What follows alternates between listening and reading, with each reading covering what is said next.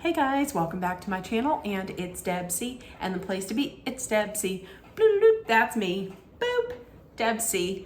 Hey guys, and as I said, welcome back to my channel. I hope everybody is having a great Wednesday and their week is going nice and smoothly.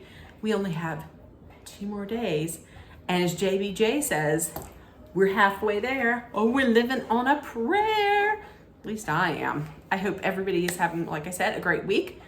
And listen, I'm going to need everybody to sit down because I have news.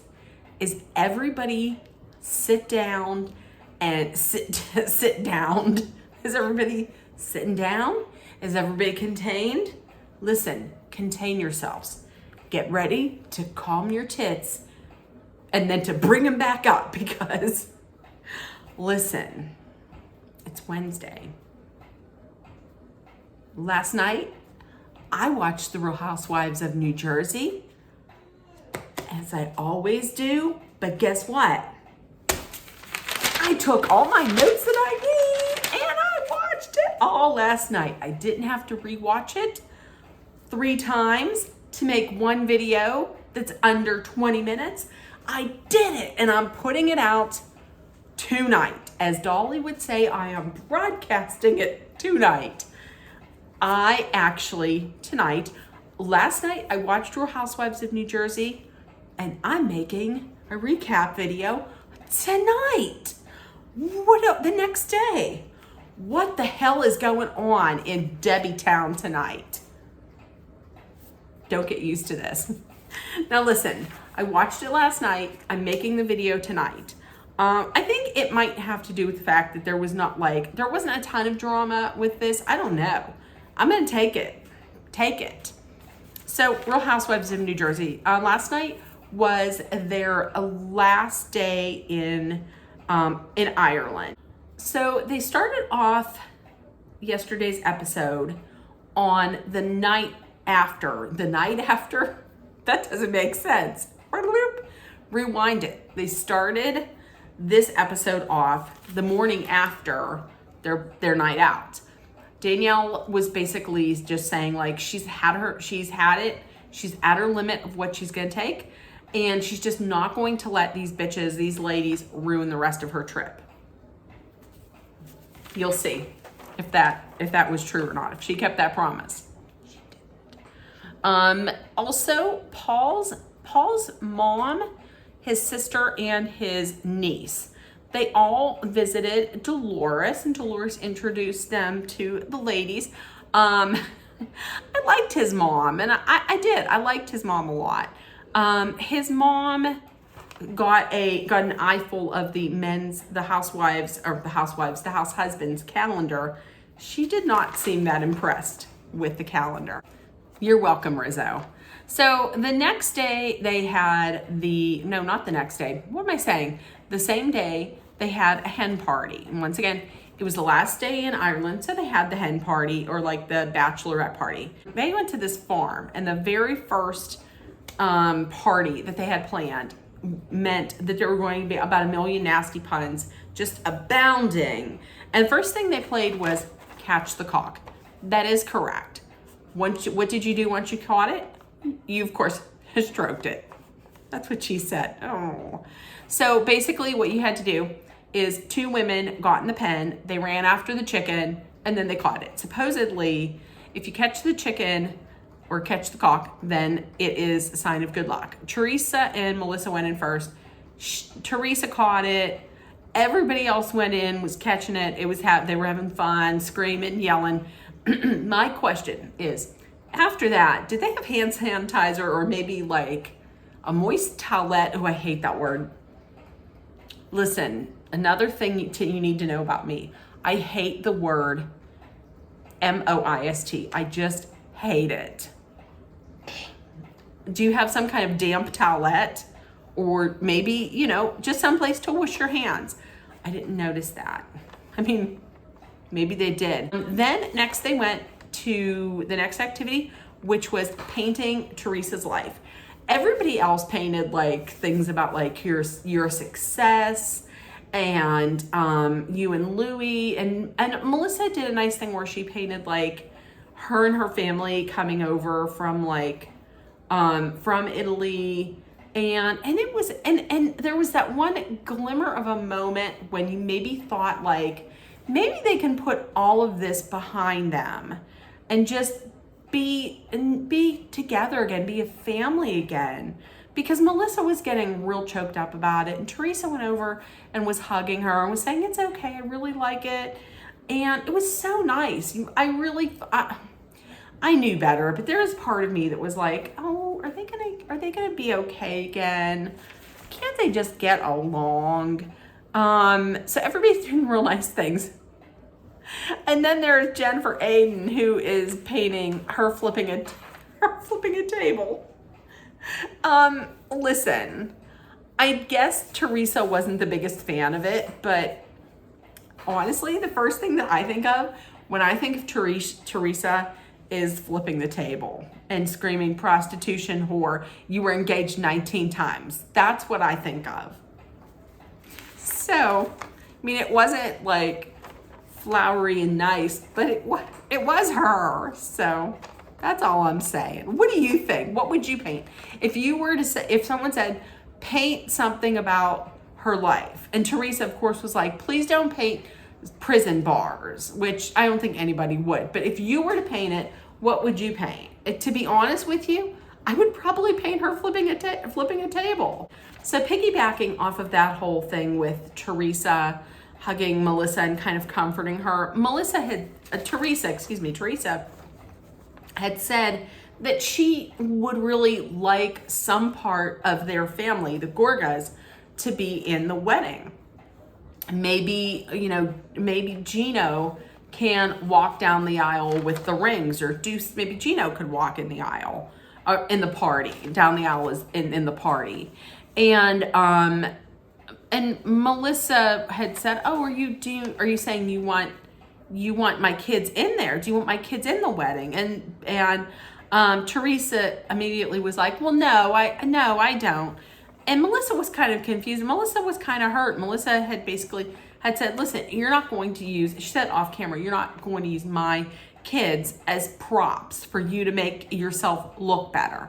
I get that. So then I don't remember if it was Jen or if it was Teresa that had said, I think it might have been Teresa that had said that Louis had asked Bill Aiden to be in the wedding party because she said, I don't have any family.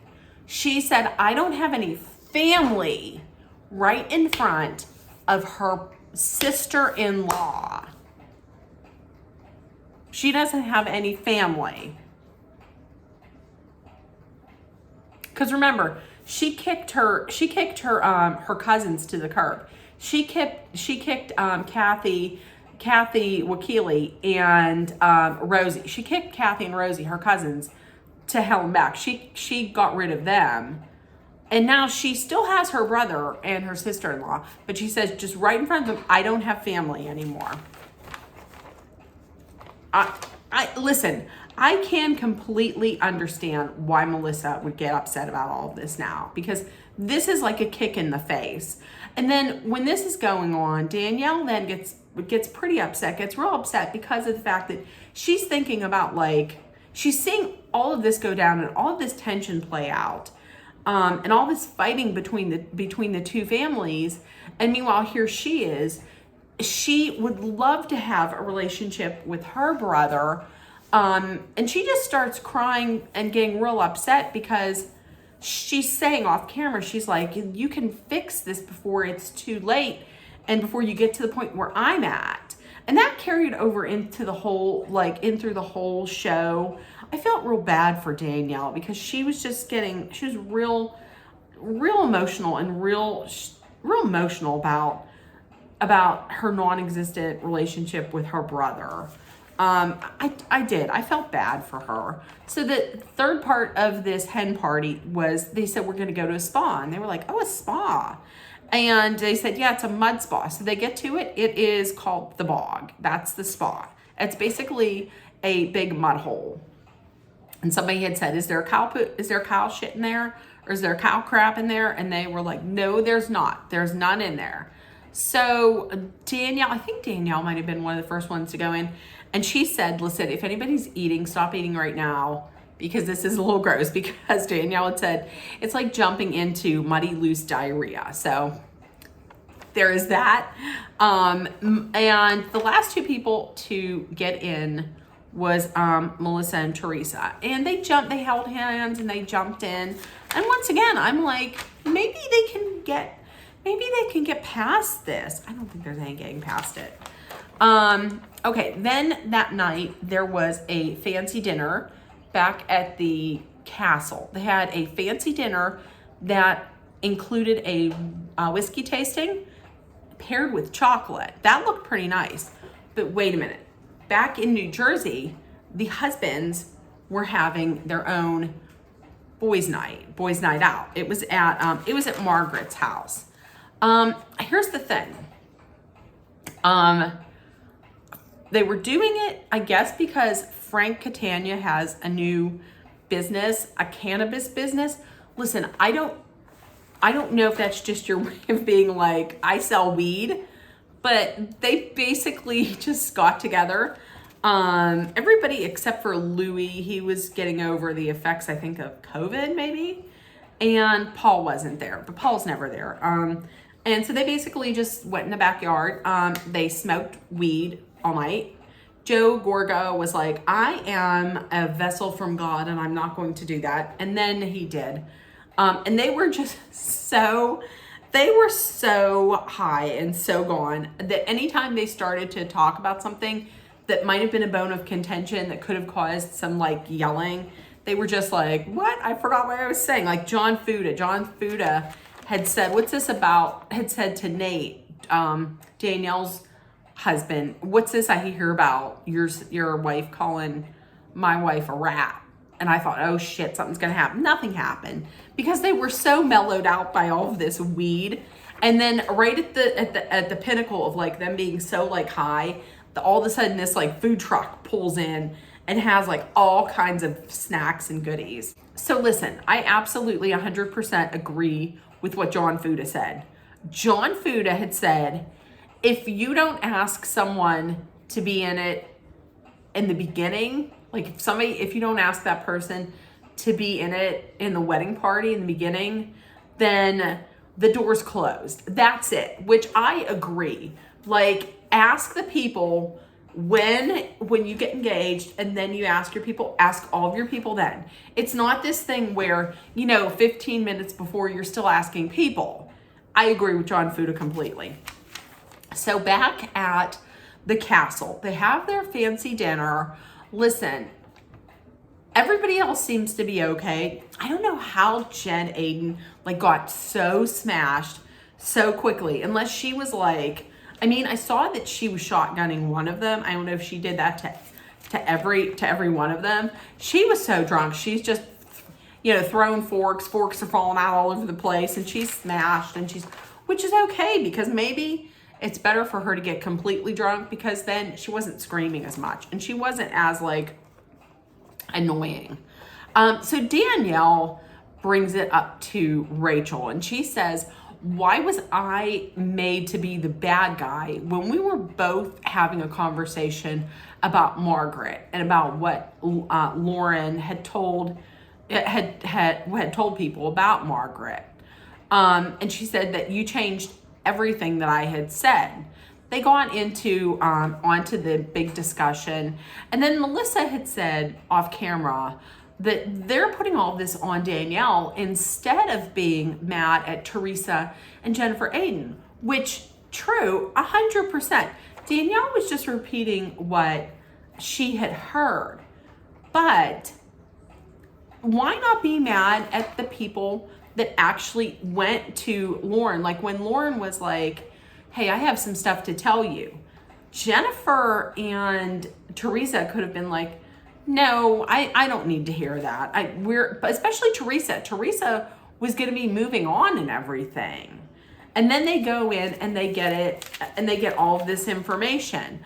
And then Danielle says, well, why even be mad at anybody in this room? Why not be mad at your ex-bestie, at Lauren, for telling everybody all of this information. Margaret then asks what she had heard, what information she had heard was passed out from Lauren. And Jen Aiden is like sweating balls next to her because she's like, oh shit, I hope she doesn't say what I heard about Melissa. I hope, she better not say anything. And she doesn't. She doesn't say anything. And Danielle then reiterated her thought of forgive but never forget. And that's when Margaret said, that's why you'll never have a clean slate. And that's why you'll never have a relationship with your brother again or with your family. Because you can't move past this.